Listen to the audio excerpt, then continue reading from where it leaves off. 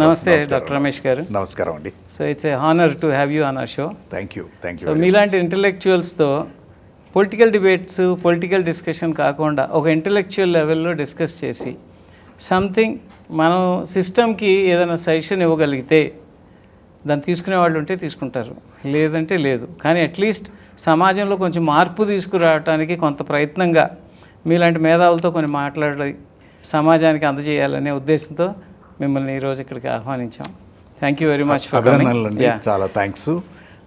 ముందు నన్ను మేధావిగా గుర్తించినందుకు, రెండవది ముఖ్యంగా ప్రజలకి సంబంధించిన ముఖ్యమైన అంశాల మీద మీరు చర్చించే అవకాశం నాకు ఇచ్చినందుకు, తర్వాత కన్స్ట్రక్టివ్గా క్రిటిసిజం అనేది చాలా తేలిక, కానీ అసలు భవిష్యత్తు విధానం ఏ విధంగా అయితే మనం మంచి సమాజాన్ని, భవిష్యత్తుని నిర్మించగలం అనే అంశాల మీద చర్చించే అవకాశం కలిగించినందుకు థ్యాంక్ యూ. మీరు ఒక అండర్ ప్రివిలేజ్ సొసైటీ నుంచి వచ్చిన, నేను ఒక రూరల్ ఫార్మింగ్ బ్యాక్గ్రౌండ్ నుంచి వచ్చిన, ఇవాళ ఇక్కడ కూర్చున్నామంటే దానికి కారణం చదువు. కరెక్ట్. సో ఆ చదువు అనేది ప్రతి మానవుడికి అందితే సమాజంలో ఒక విపరీతమైన మంచి మార్పు వస్తుంది. కరెక్ట్. ఆ చదువు అనేది పరిస్థితి ఎలా ఉంది కరెక్ట్ ఈ దేశంలో, ఈ రాష్ట్రాల్లో అనే విషయం మీద డిస్కస్ చేద్దాం అనుకుంటున్నాం. చాలా సంతోషం. చూసినట్టయితే కనుక ప్రతి రాజకీయ నాయకుడు, ప్రతి పార్టీ మాట్లాడేది విద్యా, వైద్యం, ఈ రెండు అంటారు. కానీ ఫెయిల్యూర్ కూడా అక్కడే కనిపిస్తుంది. అవును. మీరు అనుకున్నట్టు మీరు సిస్టంలో ఉన్నారు చాలా రోజులు, వివిధ దేశాల్లో వివిధ రోల్స్ మీరు లీడ్ చేసినప్పుడు మీరు ఆ దేశాల్లో స్టడీ చేసిందేంటి, ఇక్కడ ఉన్నది ఏం జరుగుతుంది, వ్యవస్థలో జరుగుతున్న లోపాలేంటి, వాటిని ఎలా సరిదిద్దాలనే దాని మీద కాన్సన్ట్రేట్ చేద్దాం. తప్పకుండా. ముఖ్యంగా చూసినట్టయితే అంటే స్కూల్స్,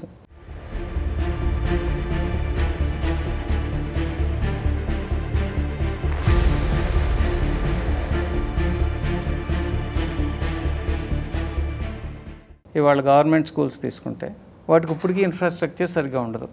ఏదో వచ్చాం, మేము బాగు చేసాం, స్కూల్స్ బాగు చేసాం, అది ఇది అక్కడ చోట ఇక్కడ చోట అంటారు. క్వాలిటీ ఆఫ్ ఎడ్యుకేషన్ గవర్నమెంట్ స్కూల్స్లో చదువుకున్న వాళ్ళు అబ్దుల్ కలాం దగ్గర నుంచి ఎంతోమంది మేధావులు ఉన్నారు. అటువంటి స్కూల్స్కి వాళ్ళ దుస్థితి ఏంటంటే పాస్ పర్సంటేజెస్ ఇవి చూసుకున్నా, లేకపోతే దాంట్లో జాయిన్ చేసేవాళ్ళు only economically backward class people మాత్రమే జాయిన్ అవుతున్నారు. Those who can't afford education in private schools.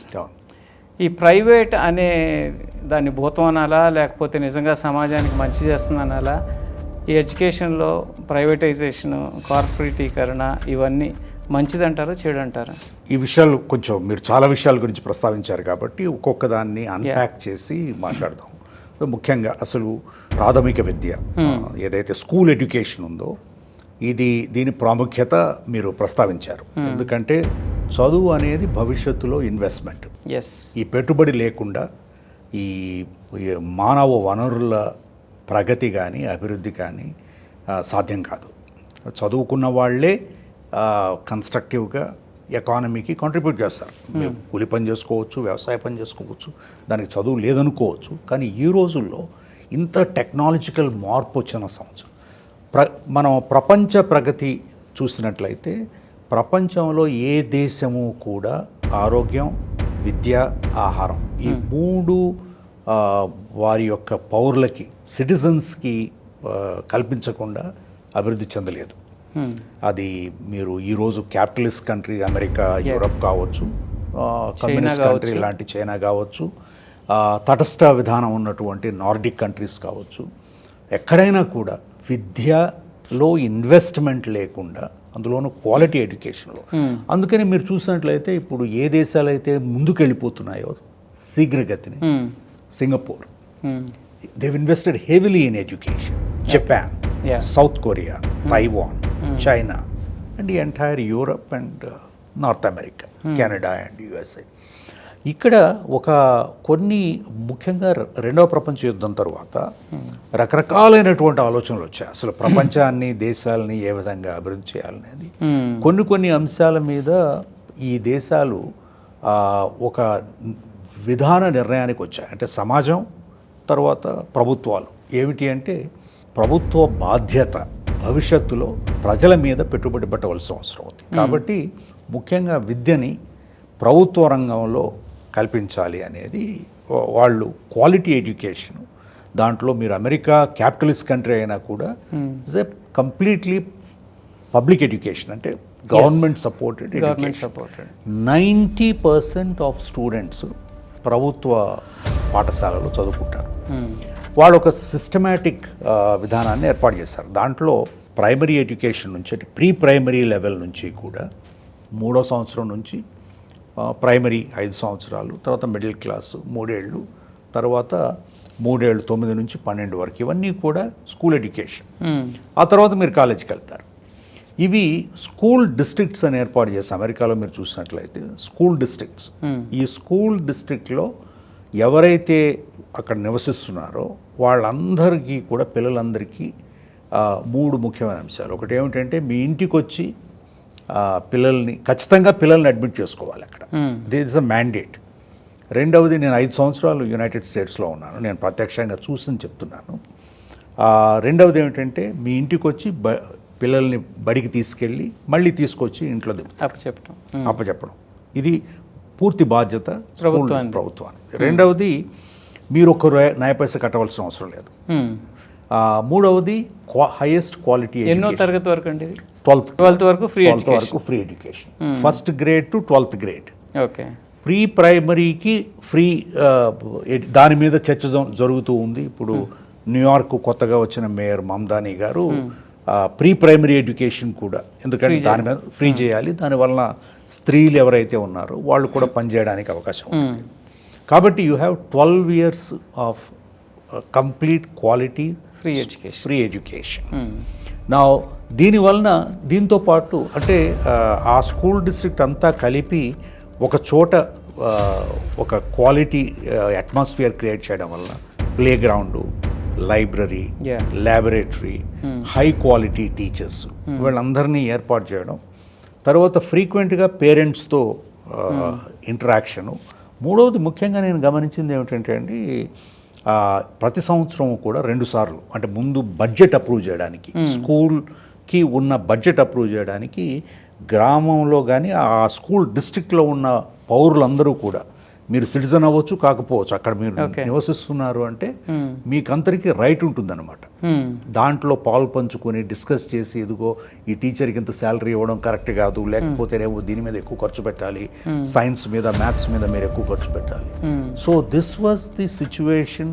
ఇది ఈ విధంగా ప్రజల యొక్క పార్టిసిపేషన్, భాగస్వామ్యం, వాళ్ళ యొక్క బాధ్యత, మా పిల్లల భవిష్యత్తు మీద, మా సమాజ భవిష్యత్తు, పిల్లల భవిష్యత్తు, దేశ భవిష్యత్తు, పిల్లల భవిష్యత్తు ద్వారా దేశ భవిష్యత్తు. ఇంకొక యూనిక్ థింగ్ నేను అబ్జర్వ్ చేశాను అండి, యూఎస్లో ఈ స్కూల్ డిస్ట్రిక్ట్స్, రైట్, ఏ స్కూల్కి అయితే హైయెస్ట్ ర్యాంకింగ్ ఉంటుంది, రైట్, ఆ చుట్టుపక్కల ఉండేటువంటి రియల్ ఎస్టేట్ కాస్ట్ కూడా హైగా ఉంటుంది. అంతే కదండి, కరెక్ట్. ఎందుకంటే అందరూ పేరెంట్స్ అక్కడ నివసించి తమ పిల్లలకి అక్కడ చదువు చెప్పించాలని కోరుకుంటారు కాబట్టి, అక్కడ కూడా ఇక్కడలాగా వెళ్తీ వాళ్ళు 4 ఉంటే అక్కడ కాస్ట్ ఆఫ్ రియల్ ఎస్టేట్ పెరగటం అలా కాదు.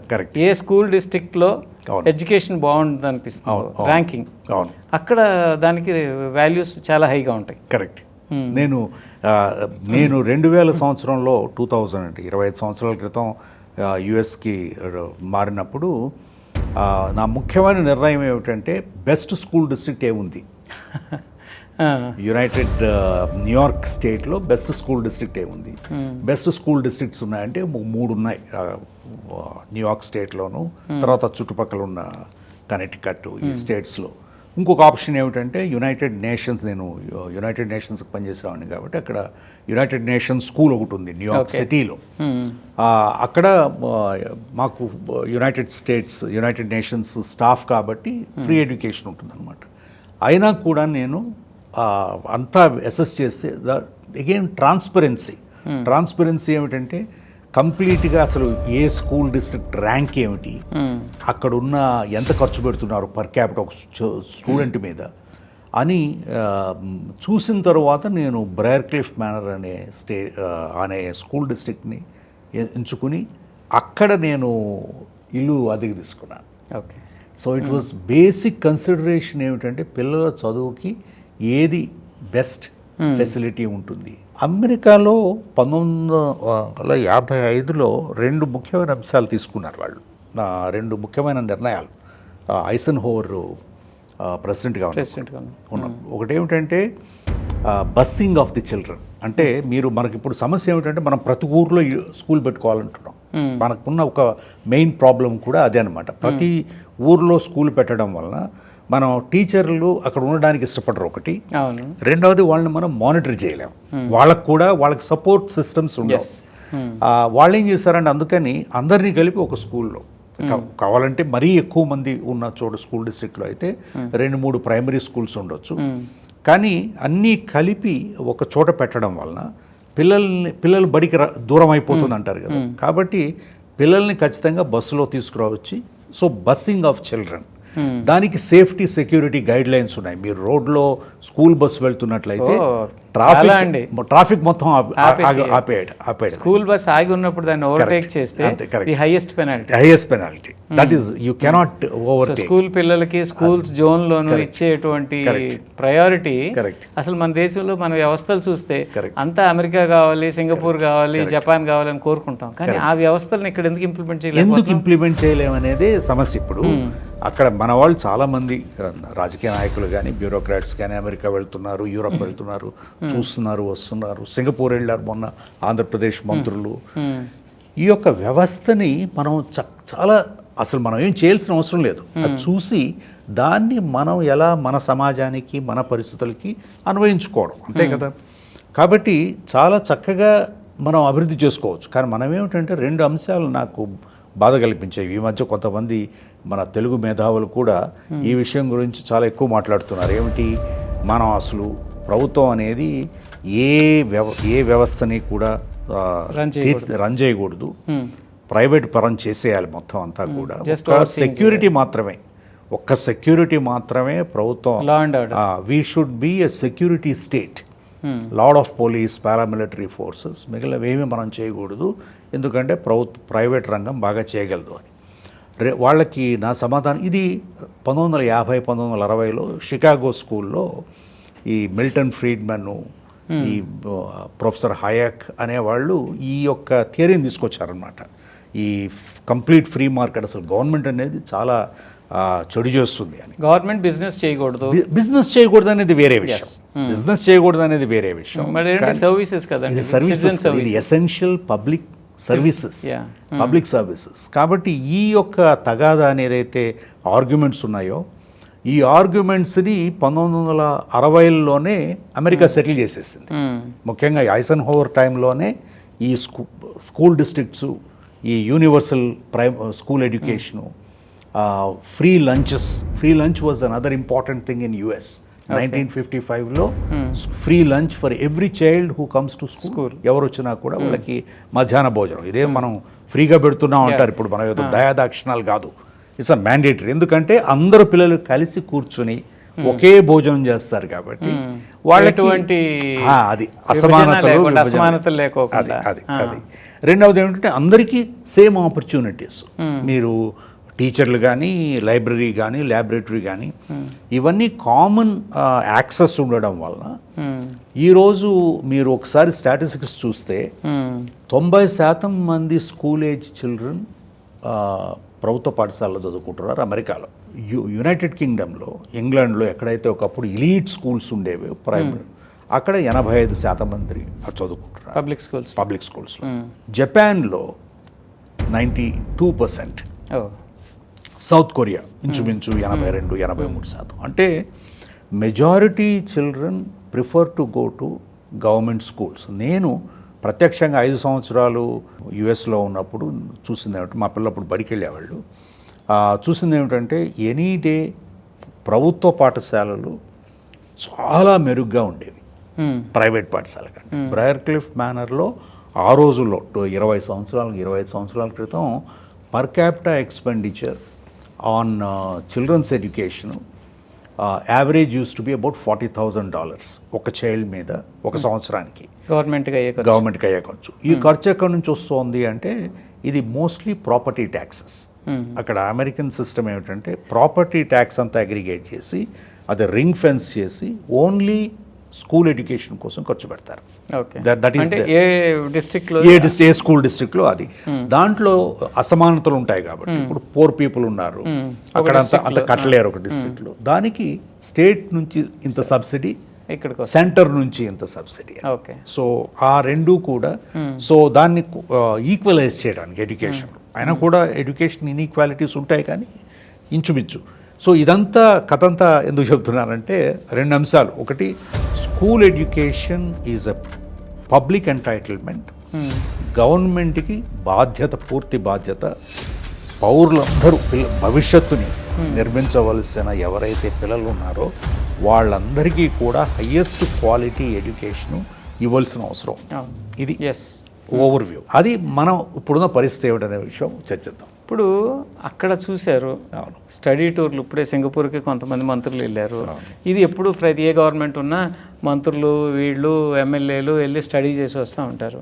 స్టడీ చేస్తున్నారు, గవర్నమెంట్ ఖర్చు అవుతుంది. ఇక్కడ ఇంప్లిమెంటేషన్ ఎందుకని జరగట్లా? ఇవాళ చూసినట్టయితే మనం స్కూల్కి వెళ్ళే రోజుల్లో the quality of education in government schools versus the education now. Teacher వాళ్ళ పిల్లల్ని ఆ స్కూల్లో చదివించట్లా. అది కరెక్ట్. వాళ్ళు శాలరీ తీసుకునేది ఈ సిస్టమ్ నుంచి. అవును. ఇప్పుడు ఇన్ఫ్యాక్ట్ ఇప్పుడు చూసాను నేను ఆంధ్రప్రదేశ్ గవర్నమెంట్ బడ్జెట్లో ఆల్మోస్ట్ 30% అనుకుంటా ఎడ్యుకేషన్ మీద. అవును. ఇంత ఖర్చు పెడుతున్నారు. కరెక్ట్. రిజల్ట్ ఎక్కడ? కరెక్ట్. అంత రిజల్ట్ వస్తే నారాయణ, చైతన్య లాంటి వాళ్ళ బిజినెస్లు కరెక్ట్ ఎందుకు అభివృద్ధి చెందుతున్నాయి? గవర్నమెంట్ స్కూల్స్లో డ్రాప్ అవుట్స్ ఎందుకు ఎక్కువ అవుతున్నారు? కరెక్ట్. ఏం జరుగుతుందంటే అండి, ఎక్కడైనా కూడా ఎలీట్స్ అంటే మీలాంటి వాళ్ళు, నాలాంటి వాళ్ళు మన పిల్లలని ఎక్కడ పంపించాలి అనే ఒక నిర్ణయం ద్వారా ఆ యొక్క స్కూల్ అభివృద్ధి జరుగుతుంది. ఈరోజు జరుగుతున్నది ఏమిటంటే, మనకి ఆంధ్రప్రదేశ్ తీసుకుందాం, ఒక 60,000 62,000 పాఠశాలలు ఉన్నాయి మొత్తం, primary, secondary. Only in government? Only in overall. దాంట్లో ఒక 20,000 వరకు ప్రైవేట్ పాఠశాలలు ఉన్నాయి. ఓకే. 42,000 40,000 గవర్నమెంట్, అంటే 2 రెట్లు. కానీ ఎంతమంది విద్యార్థులు చదువుతున్నారంటే 60% పైగా ప్రైవేట్లో చదువుతున్నారు, 40% లోపేమో ప్రభుత్వ పాఠశాలలో చదువుతున్నారు. అంటే ఎవరు చదువుతున్నారు ప్రభుత్వ పాఠశాలలో అంటే poorest of the poor. Poorest of the poor. అంటే మేము డబ్బు కట్టలేము కాబట్టి ఏదో తప్పదు కదా. అంటే ఇప్పుడు మామూలుగా ఏదైనా వస్తువు కానీ అనుకోండి, quality has price. Correct. So quality అక్కడ ఉంది కాబట్టి డబ్బులు అక్కడ కట్టగలం కాబట్టి అక్కడికి వెళ్తాం. అంటే ఒక నమ్మకం ఏమిటంటే అది బెటర్ క్వాలిటీ. నమ్మకం అనేది ఎప్పుడు ఏర్పడుతుందండి? It's a historic data. Absolutely. ఈ గత కొన్నేళ్లుగా ఈ స్కూల్లో టీచింగ్ బాగోదు. ఇవాళ నేను టు బి ఫ్రాంక్, చాలా మంది టీచర్స్ టీచింగ్ కంటే కూడా పాలిటిక్స్ మీద ఇంట్రెస్ట్ ఎక్కువ. ఆ గ్రామంలో పొలిటీషియన్లు ఎవరంటే టీచర్లే. కరెక్టే. వాళ్ళు ఇన్ఫ్యాక్ట్ గవర్నమెంట్లు కూడా వాళ్ళని అందుకే వాడుకుంటుంది. ఓటర్ ఎన్రోల్మెంట్ అని, ఇంకా ఎన్యూమరేషన్స్ అని, ఇలాంటి పనులన్నీ చేయించడానికి టీచర్స్ని వాడుతున్నారు. That's a very surprising fact. Correct. Revenue స్టాఫ్ని వాడచ్చు కదా దాని బదులు. ఇది మీద చాలా ముఖ్యమైన ఫోకస్. మనం ఎప్పుడు మాట్లాడినా కూడా మీరు ఎక్కువ the first point you talk is about education. ఎందుకంటే అండి, మనం దాని మీద మనం ఫోకస్ పెట్టకపోతే, దాని అవగాహన లేకపోతే, మీరే ముందులో అన్నారు ఏమిటి, విద్యా వైద్యం రెండూ కూడా ముఖ్యంగాని ఎందుకు ప్రభుత్వాలు ఫెయిల్ అయిపోతున్నాయి. దీనికి ఒక ముఖ్యమైన కారణం ఏమిటంటే పూర్తి అవగాహన లేకపోవడం, అటు పొలిటికల్గా కానీ ఇటు బ్యూరోక్రాటిక్గా కానీ. బ్యూరోక్రాటిక్ అండర్స్టాండింగ్, ఇవి soft skills, these are not hard. కానీ రాజకీయ నాయకులు ఎలా చూస్తారంటే, ఇక్కడ పాఠశాల పెట్టించాను, దానికి ఒక బిల్డింగ్ కట్టించాను, దానికి ఒక ల్యాబొరేటరీ కట్టించాను. సో హార్డ్వేర్ మీద focus, not on software. The main thing, these are all software based. Hospitals కానీ, హెల్త్ కేర్ కానీ, ఎడ్యుకేషన్ కానీ. సో ఇది ముఖ్యమైన అంశం. దీంట్లో సాఫ్ట్ స్కిల్ ఎవరు సాఫ్ట్వేర్ ప్రొవైడ్ చేస్తారంటే టీచర్లు. సో టీచర్ల ట్రైనింగ్ నుంచి కూడా ఒక ముఖ్యమైన అంశం, ఎటువంటి ట్రైనింగ్ వాళ్ళకి ఇస్తున్నారు, బీఈడీ కానీ ఎస్జీబీటీ కానీ. ముందు అసలు ఆ పాఠశాల బిఫోర్ రిక్రూట్మెంట్ వాట్ ఈస్ వాళ్ళ యొక్క కాంపిటెన్స్ ఏమిటి, స్కిల్ ఏమిటి. పరీక్ష పాస్ అయ్యారు, బాగానే ఉంది, డిగ్రీ తెచ్చుకున్నారు, బాగానే ఉంది. కానీ డిగ్రీ తెచ్చుకున్నప్పుడు దాన్ని అప్లై చేయాలి కదా. So are they inspired to become teachers? బ్రతకలేక బడి పంతులు అనేదో చెప్తారు చూసారా, ఆ పందాలో వచ్చారా? లేకపోతేనేమో నేను భవిష్యత్తును నిర్మిస్తున్నాను, ఎస్ ఎగ్జాక్ట్లీ, అంతే కదండి, భవిష్యత్తును నిర్మిస్తున్నాను, భవిష్యత్తును తయారు చేస్తున్నాను, పాట వేస్తున్నాను. నా పిల్లలు ఈరోజు కూడా మనం మాస్టర్ గారి దగ్గరికి టీచర్లను గుర్తుపెట్టుకుంటాం, వాళ్ళ దగ్గర జనరేషన్ లో ఉన్న టీచర్స్ అంతే కదండి, ఇవాళకి వెళ్ళి కాళ్ళకి నమస్కారం పెడతాం కదా. అది ఎందుకు? అది వాళ్ళు మనల్ని ఈరోజు ఈ దశలో ఉన్నాము అంటే మన తల్లిదండ్రులే కాకుండా వాళ్ళు పునాది వేశారు. సో ఈ యొక్క అర్థం చేసుకుని, సో ఆ విధంగా ఇన్స్పైర్ అయ్యి, self inspiration, can you inspire others? వాళ్ళని ప్రభావితం చేసి వాళ్ళ భవిష్యత్తుని పునాదులు వేసే ఒక నిర్ణయాత్మకమైనటువంటి శక్తి ఉంది అని వాళ్ళు గుర్తిస్తున్నారనేది అది ఫస్ట్ అండి. ఎవరు గుర్తిస్తున్నారు? టీచర్స్. వాళ్ళు గుర్తించట్లేదని నేను అంటాను. అది వాళ్ళు గుర్తించడం లేదు. ఎందుకు గుర్తించడం లేదు? మనం ప్రభుత్వ పాఠశాలలు తీసుకుందాం. ప్రభుత్వ పాఠశాలల మీద క్రిటిసిజం, ఆల్ అరౌండ్ క్రిటిసిజం. నా ఎక్స్పీరియన్స్ ఏమిటంటే అండి, టీచర్స్ని మనం చిన్న చూపు చూస్తాం. వాళ్ళని we have never empowered them. వాళ్ళని ఎంతసేపు కూడా వీళ్ళు పనిచేయరు, వీళ్ళు బడికి రారు, వీళ్ళు చదువు చెప్పరు, వీళ్ళని మానిటర్ చేయాలి. కాదు సార్, ఇది గతంలో లేదండి, ఇది లాస్ట్ 30-40 years. ఎందుకంటే మనకి టెక్నాలజీ పెరిగిపోవడం ఒకటి, రెండవది ఏమిటంటే సమాజం రాజకీయ వాతావరణంలో కలిసిపోవడం. అంటే అసలు నేను అశక్తుణ్ణి, నాకేమీ శక్తి లేదు, నాకు రాజకీయ సపోర్ట్ ఉంటేనే నాకు భవిష్యత్తు అనే ఒక నమ్మకం సమాజంలో చాలా మందిలో వచ్చింది. నాకేం పని జరగదు, ప్రభుత్వంలో ఏం పని జరగదు, చదువులు. కాబట్టి టీచర్స్లో పొలిటిసైజేషన్ అవ్వడానికి టీచర్స్ యూనియన్స్ ఎప్పుడూ ఉన్నాయి, యూనియన్స్ గతంలోనే ఇప్పుడు ఉన్నాయి. అలాగే రాజకీయ స్పాన్సర్షిప్ ఉన్నది కూడా ఉంది. నేను మహబూబ్ నగర్లో చాలా సంవత్సరాల క్రితం 93-94లో జాయింట్ కలెక్టర్, డీడీఓగా, డిస్ట్రిక్ట్ డెవలప్మెంట్ ఆఫీసర్గా, అప్పుడే ఈ కొత్త 73rd అమెండ్మెంటు రాజీవ్ గాంధీ గారు కొంత యాక్టివ్గా డీసెంట్రలైజేషన్ పునాది పెట్టడంలో, అప్పుడు స్కూల్స్ అన్నీ కూడా పంచాయతీరాజ్ పరిధిలో ఉండే. నేను టీచర్స్తో మొట్టమొదట ఎక్స్టెన్సివ్ కాన్వర్జేషన్ విత్ టీచర్స్. నేను ఇది ఐటీడీఏ పిఓగా ఉన్నప్పుడు కూడా ట్రైబల్ ఏరియాస్లో ఇదే చేశాను.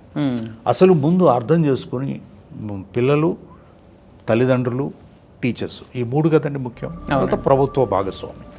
అర్థం చేసుకోవడానికి నేను గమనించింది ఏమిటంటే, టీచర్స్లో వాళ్ళని డిసెంపవర్ చేసేసాం, అశక్తుల్ని చేసాం. ఎందుకంటే వాళ్ళ మీద నమ్మకం లేకుండా, వాళ్ళకి ఒక ధైర్యం ఇవ్వకుండా, తర్వాత వాళ్ళకున్న చిన్న చిన్న సమస్యలు అండి, ఏదో ఇంక్రిమెంట్ రాదు, ట్రాన్స్ఫర్ సరైన చోట వాళ్ళకి కావాల్సిన హస్బెండ్ ఒక చోట, వైఫ్ ఒక చోట, పిల్లలు ఒక చోట, తర్వాత వాళ్ళకి కంటిన్యూస్ ట్రైనింగ్. ఇప్పుడు మనం ఎంతసేపు గవర్నమెంట్ సిస్టమ్ ఏమిటంటే ఇన్స్పెక్షన్, అంటే policing of the system. Teachers, doctors, nurses, health system and education system doesn't require inspection, it disempowers them. వాళ్ళని ఎంపవర్ చేయాలంటే యూ మస్ట్ ఫీల్ దెమ్, వాళ్ళు ముఖ్యమైన శక్తులు అనే ఒక సెల్ఫ్ రెస్పాన్సిబిలిటీ వాళ్ళకి ఇచ్చి, వాళ్ళని యూ మస్ట్ ఎన్హాన్స్ దెమ్. చాలాసార్లు టీచర్స్ కానీ వైద్య విద్యా రంగాలు పనిచేయకపోవడానికి కారణం వాళ్ళకి సపోర్ట్ లేకపోవడం. So what they require is a supportive guidance, supervision, training, enhancement. అందుకని నేను మొట్టమొదటి చేసింది ఏమిటంటే, టీచర్స్కున్న సర్వీస్ ప్రాబ్లమ్స్ని ముందు సార్ట్అవుట్ చేసేయండి. Let us sort it out. అంటే service problems mostly monetary problems అన్ని చిన్న చిన్న ఉంటాయండి. ప్రమోషన్లు ఇవ్వరు, సీనియారిటీ లిస్టులు ఉండవు, తర్వాత ఇంక్రిమెంట్లు ఇవ్వరు, తర్వాత చిన్న చిన్న వాటి మీద పెద్ద పెద్ద పనిష్మెంట్లు ఇస్తారు. తర్వాత ఇక మీరు చెప్పినట్లుగా రకరకాల పనులు చెప్తారు, సెన్సస్ నుంచి కాపలా గాయించే వరకు. సో టీచర్స్ అందరూ కూడా నాన్ టీచింగ్ రెస్పాన్సిబిలిటీస్ ఎక్కువ, టీచింగ్ రెస్పాన్సిబిలిటీస్ తక్కువ. సో దీనివల్ల తర్వాత వాళ్ళని ఎంతసేపు మానిటర్ చేయడానికి, ఇప్పుడు మనం చూస్తే టెక్నాలజీ డివైజెస్ వచ్చిన తర్వాత ఉదయం మీరు రాగానే బయోమెట్రిక్, ఆ తర్వాత అప్లోడ్ చేయడం ప్రతి స్టూడెంట్ని, తర్వాత మిడ్ డే మీల్స్, తర్వాత ప్రతిరోజు ఏం చేస్తున్నారు అనేది. So half the time of the teachers is spent in this. Okay. So ఇవి అంటే ఇలా మానిటరింగ్ కూడా లేకపోతే, లైక్ బయోమెట్రిక్స్ అవి లేకపోతే అసలు స్కూల్కి రాకోకుండా ఎక్కడో కూర్చుని కబుర్లు చెప్పుకుంటా. నా సమాధానం ఏమిటంటే అండి, దానికి మనం కూడా స్కూల్ డిస్ట్రిక్ట్ విధానం, అంటే జిల్లా అంటే జిల్లా అంతా కాదు, ఒక మండలం లేకపోతే ఒక క్లస్టర్ ఆఫ్ గ్రామాలు తీసుకుని ఒక స్కూల్ డిస్ట్రిక్ట్ లాంటిది ఏర్పాటు చేసి మీరు ప్రైమరీ స్కూల్ ఏదైతే ఫస్ట్ క్లాసు 1వ తరగతి 2వ తరగతి మీరు గ్రామంలో చదువు చెప్పండి.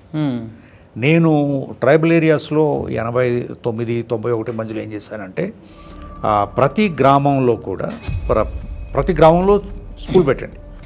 20-30 మంది పిల్లలు, 20 మంది పిల్లలు, వాళ్ళకి 1వ తరగతి 2వ తరగతి మాత్రమే అక్కడ. అంగన్వాడీని కూడా కలిపేయండి. దాంతో కలిపితే ఏమవుతుందంటే చిన్న పిల్లలు ఎవరైతే ఉన్నారో వాళ్ళు కూడా బడికి రావడం మొదలు పెడతారు. చాలామంది మీరు ముఖ్యంగా పేద వర్గాల్లో ఆడపిల్లలు బడి మానేయడానికి కారణం ఏమిటంటే చిన్నపిల్లలను చూసుకోవడానికి. ఎందుకంటే తల్లి ఏమో పనికి వెళ్తుంది, తండ్రి పనికి వెళ్తాడు. చిన్నపిల్లల్ని ఎవరు చూస్తారు? 2 ఏళ్ల పిల్లల్ని, 3 ఏళ్ల పిల్లల్ని పెద్ద పాప చూడాలి.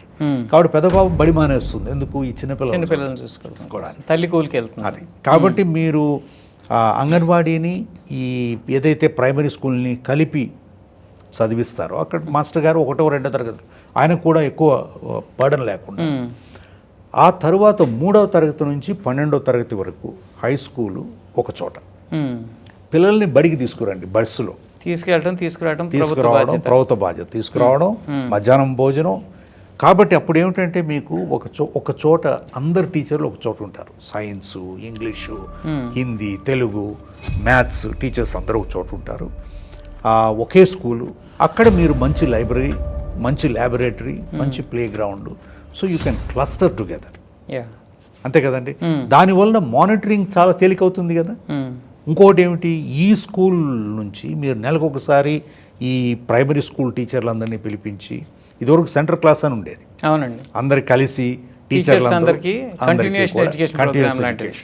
Almost every month. ఇప్పుడు లేదండి అది. ఇప్పుడు మరి ఉందో లేదో తెలియదు నాకు, లేదనే చాలా మంది అంటున్నారు. అంటే నేను మొన్న గ్రామాలకు వెళ్తే టీచర్ అంటున్నారు మా పనంతా ఈ టెక్నాలజీ మీద సరిపోతుంది సార్, చాలా గైడెన్స్ ఏమీ లేదు. టెక్నాలజీ అంటే ఏముందంటే పొద్దున్నే ఎవరైనా వచ్చినా తమ్ పెట్టాలి, అదే అటెండెన్స్, అప్లోడింగ్, చాలా విషయాల మీద అప్లోడింగ్, ఒక రిపోర్టింగ్ ఎక్కువ అయిపోయింది చాలా. మీరు యాప్ చూస్తే bureaucracy too much I don't know ఎవరు మానిటర్ చేస్తున్నారు, ఎవరు చూస్తున్నారు అనేది తెలియదు. కానీ సో మీరు ఒక స్కూల్ డిస్ట్రిక్ట్ పెట్టి ఈ క్లస్టర్ ఆఫ్ స్కూల్ డిస్ట్రిక్ట్స్కి ఒక సూపర్విజన్, సపోర్టివ్ సూపర్విజన్ ఇచ్చే టీమ్, హై క్వాలిటీ నుంచి తీసుకుని parents and society monitoring teachers and the education system అలా ఉంటే ఎందుకంటే అల్టిమేట్ బెనిఫిషరీస్ ఎవరు? Parents and their children. Correct. So మా స్కూల్లో మా పిల్లలకి ఇచ్చే ఎడ్యుకేషను, ఆ టీచర్స్ క్వాలిటీ ఉందా లేదా అనే విధంగా, అంటే అయ్యో ఉన్నాయి పేరెంట్ టీచర్స్ ఇవి ఉన్నాయి, దాన్ని కూడా మళ్ళీ పొలిటిసైజ్ చేసేసినట్టు. అది కరెక్ట్. పొలిటిసైజ్ చేయకుండా ఓన్లీ ఆ ప్రాంతం వాళ్ళు, it should be kind of an voluntary thing. Correct. ముఖ్యంగా మన 2 తెలుగు రాష్ట్రాల్లో కూడా ఫర్టిలిటీ రేట్స్ తగ్గిపోవడం వల్ల పిల్లలు బడికి వచ్చే పిల్లల సంఖ్య తగ్గింది, ఇంకా తగ్గుతుంది వచ్చే రోజుల్లో.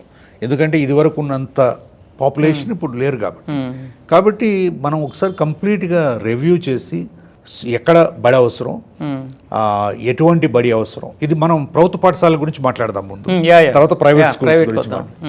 సో ప్రభుత్వ పాఠశాలల్లో ఈ యొక్క స్కూల్ డిస్ట్రిక్ట్ కాన్సెప్ట్ పెట్టి విలేజ్ పాపులేషన్ డెన్సిటీని బట్టి ఇదిగో మీకు మీ దానికి ఒక సెంట్రల్ స్కూలు, ఆ సెంట్రల్ స్కూల్లో ఆల్ ఫెసిలిటీస్, బడికి తీసుకురావడం, మధ్యాహ్న భోజనం, తిరిగి తీసుకెళ్ళి ఇంటికి వెళ్ళడం, తర్వాత తల్లిదండ్రుల పాత్ర. ఇప్పుడు సిఎస్ఆర్ ఫండ్లు, ఈ P4లు అనే కాన్సెప్ట్లు ఇవన్నీ కూడా ఛానలైజ్ చేసి, ఇప్పుడు ఏదో అంటారు కదా, చిన్నప్పుడు ఒక కథ చదువుకునేవాడు, ఒక ముసలి తాత చెట్టు పెడతా అంటే, ఈ చెట్టు పెడుతున్నావు ఎప్పుడు తింటావు తాత, నువ్వు బతుకుంటావు చచ్చిపోతాను, నా కోసం కాదురా భావితరాల కోసం అని చెప్తాను. అది కథ చదువుకున్నావు చిన్న. అలాగే ఈ పిల్లలు స్కూల్కి వచ్చే పిల్లలకి క్వాలిటీ ఎడ్యుకేషన్ ఇచ్చి మంచి సిటిజన్స్గా తీర్చిదిద్దితే, ఇప్పుడు నేను ఎప్పుడు అందరికీ చెప్తుంటా, ఈ దేశంలో ఉన్న వనరులన్నింటినీ బ్యూరోక్రాట్లు దోచుకున్నారు. ఓకే, దోచుకుందల్లా ఒకే ఒకటి human resource. Correct. That human resource is the biggest asset for this country. All resources are rooted. మీరు మైన్స్ తీసుకోండి, ల్యాండ్ తీసుకోండి, శాండ్, అన్నిటిలోనూ ఉంది దోపిడీ. కరెక్ట్. ఇంక్లూడింగ్ భూమిలో ఎక్కడ ఉన్న రేర్ ఎర్త్స్ కూడా దోచుకుంటున్నారు. కరెక్ట్. కానీ what they could not exploit is the human intelligence. ఇప్పుడు యుఎస్ వెళ్ళినా మన వాళ్ళే ఉన్నారు. Upper strata of the society ఎకనామికల్గా ఎర్న్ చేసేవాళ్ళు, ఎర్నింగ్ పర్ హెడ్ చూసుకుంటే ఇండియన్ కమ్యూనిటీ ఉంటుంది.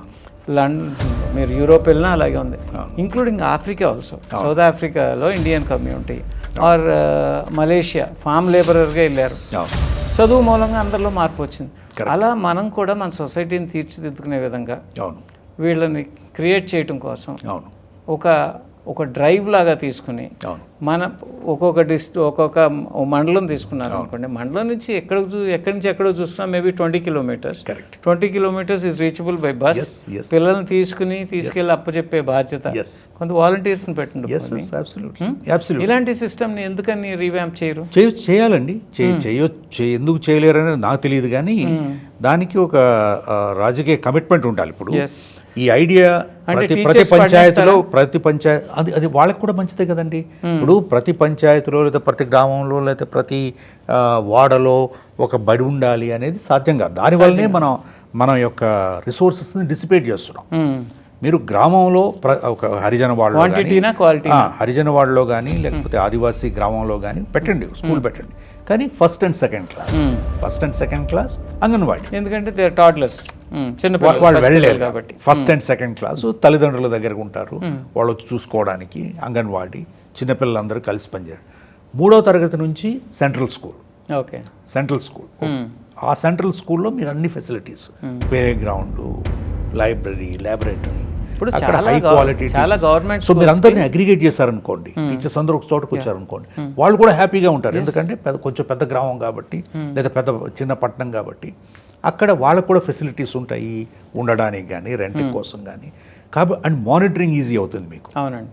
సో ఇది చాలా ఈజీ. దీనివల్ల ఏమిటి, తర్వాత supportive supervision, training, continuous education, టీచర్స్ని వాళ్ళని ఎంపవర్ చేయడానికి ఇది వీలవుతుంది. Administration also becomes easier. అలాగే అడ్మినిస్ట్రేటివ్ పర్పసెస్కి, మిడ్ డే మీల్స్ అడ్మినిస్ట్రేషన్కి, ఈ ట్రాన్స్పోర్టేషన్కి you must have separate administrative facility. టీచర్లు ఇవన్నీ ఏమిటంటే టీచర్లను నేను అడుగుతాను, ఇక్కడ జిహెచ్ఎంసీలో ఫుడ్ ఏదైతే 5 రూపాయల మీల్ ఇస్తున్నారు, ఆర్ అక్కడ అన్నా క్యాంటీన్లో ఇస్తున్నారు, అదే క్వాలిటీ మీల్ స్కూల్స్లో ఇవ్వలేరా? ఇవ్వచ్చు. ఎందుకు ఇవ్వరు? స్కూల్లో ఫుడ్ నోట్లో కూడా పెట్టలేము, అంత ఘోరంగా ఉంటుంది. అవును.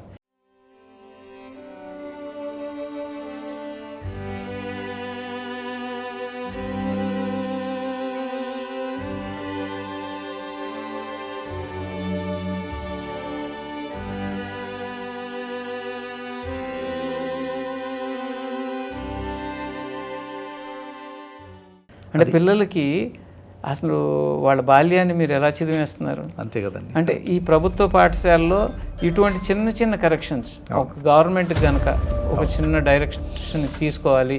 ఓకే, ఇదే అన్నా క్యాంటీన్లో సర్వ్ చేసేది ఇట్స్ గుడ్ క్వాలిటీ అన్నా క్యాంటీన్లో ఫుడ్. అదే ఫుడ్ ప్రతి స్కూల్లోనూ మధ్యాహ్న భోజన పథకానికి పంపిస్తే ఏమవుతుంది? ఖచ్చితంగా చేయాల్సిన అవసరం ఉంది. మనం చూస్తుంటాం. తప్పకుండా మినిస్టర్ ఎమ్మెల్యేనో విజిట్ చేస్తాడు, ఫుడ్ చండాలంగా ఉంటుంది, వాళ్ళని తిట్టి వీళ్ళని తిట్టి, కానీ ఆ ఒక్కరోజు వాళ్ళు తిడుతున్నారు, కానీ నెలంతా 29 రోజులు పిల్లలు అదే ఫుడ్ తింటున్నారు. కరెక్ట్. అవును, చాలా ఘోరంగా ఉంటుంది. వాళ్ళ హాస్టల్స్ కూడా చూసాను కొన్ని. Cleanliness, hygienic conditions are absolutely bad. వీటిని అన్నింటినీ మార్పు తీసుకురావాలంటే ఓకే, ఇప్పుడు అక్కడ చూస్తే చంద్రబాబు నాయుడు గారు P4 అంటున్నారు. అదే ఇండివిజువల్ కుటుంబాలకి బెనిఫిట్ చేసే బదులు ఒక స్కూల్ యాజ్ ఎ యూనిట్ తీసుకుని ఆ ప్రాంతంలో ఉన్నటువంటి affluent people or high net worth individuals అందరూ కలిపి అక్కడ ఎడ్యుకేషన్ సిస్టమ్ను మార్చి, ఓకే, అంటే దీని వెనక ఒక ఇది కూడా ఉండొచ్చేమో, ప్రైవేట్ స్కూల్స్తో ఉన్నటువంటి సాన్నిహిత్యం రాజకీయ నాయకులకి. అదండి. అంటే మనం ప్రైవేట్ స్కూల్స్కి వచ్చే ముందు ఇంకొక విషయం, ఇప్పుడు ఇది వరకు అమ్మఒడి కార్యక్రమం కానీ లేదా తల్లికి వందనం ఏదైతే డబ్బులు ఇస్తున్నారో ఆ డబ్బుని మీరు ఆ డబ్బు మీద చాలా ఖర్చు పెడుతున్నారు కదా, కొన్ని వేల కోట్లు. అది ఎవరికి ఎక్కడ ఇస్తున్నారు? ప్రైవేట్ స్కూల్స్కి ఇస్తున్నారు. బడికి ఇచ్చినందుకు తల్లికి ఇస్తున్నారు బడి. మీరు ప్రైవేట్ స్కూల్స్ని ఫైనాన్స్ చేస్తున్నారు కదా, దీనివల్ల ఉపయోగం ఎవరైతే ప్రైవేట్ స్కూల్స్ నడిపిస్తున్నారో వాళ్ళకి ఉపయోగం కదా. అదే డబ్బుని మీరు వినియోగించినట్లయితే ప్రభుత్వ పాఠశాలల్ని మీరు చాలా పటిష్టం చేయొచ్చు. ఇప్పుడు ఈ 3 మార్పులేనండి. Village school is limited to first and second. You have a central school, you have school district, bussing, mid day meals, quality, high quality meals. మీరు mid day meals is universal across the world. జపాన్లో కానీ, చైనాలో కానీ, కొరియాలో కానీ, ఇది మన ఇండియాలో చేస్తున్నది తమిళనాడులో స్టార్ట్ అయినట్టు. మనం ఏంటంటే అది లోయెస్ట్ క్వాలిటీ రైసు, వాటర్ లాంటి దాళ్ళు, అన్హైజీనిక్ ఎన్వైరన్మెంట్లో పెడుతున్నాం. This must become an institutionalised process, like how it is in any of the elite స్కూల్స్లో, పెద్ద స్కూల్స్లోనూ, కాలేజెస్లో ఎలా ఉంటుందో వాళ్ళకి ఎందుకు వేరుగా ఉండాలి, వీళ్ళకి ఎందుకు వేరుగా ఉండాలి. ఎగ్జాక్ట్లీ. దానికి కావాల్సిన ఫెసిలిటీ మీరు చెప్పినట్లుగా అక్కడ ఉన్నటువంటి ఎవరైతే హై నెట్వర్త్ ఇండివిజువల్స్ ఉన్నారో ఈ P4 అనేది ఎంతవరకు జరుగుతుందో నాకు తెలియదు, కానీ CSR ఫండింగ్ దేనికి వెళ్తుందండి? గవర్నమెంట్కి కూడా డబ్బులు ఉన్నాయండి. అది మీరు పంచిపెట్టే కంటే అదే డబ్బు తల్లిదండ్రులు కూడా will be happy with this. They will be very happy. వాళ్ళకి ఏదో 10,000, 20,000, 15,000 సంవత్సరానికి ఇచ్చేదట్ల కంటే మీరు దాన్నే మీరు పిల్లల మీద భవిష్యత్తు మీద ఇన్వెస్ట్ చేసినట్లయితే you will have a much better outcomes.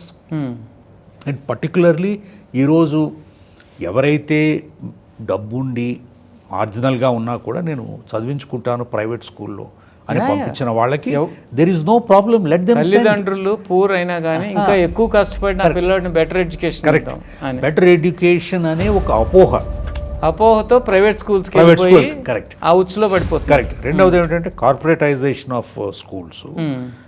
దీనివలన ఒక మొనాపలీ ఎంటర్ప్రైజ్ పెరగడం వల్ల they are able to aggregate, extract high cost. దాని ద్వారా మళ్ళీ వాళ్ళు ఇన్వెస్ట్ చేయగలుగుతున్నారు.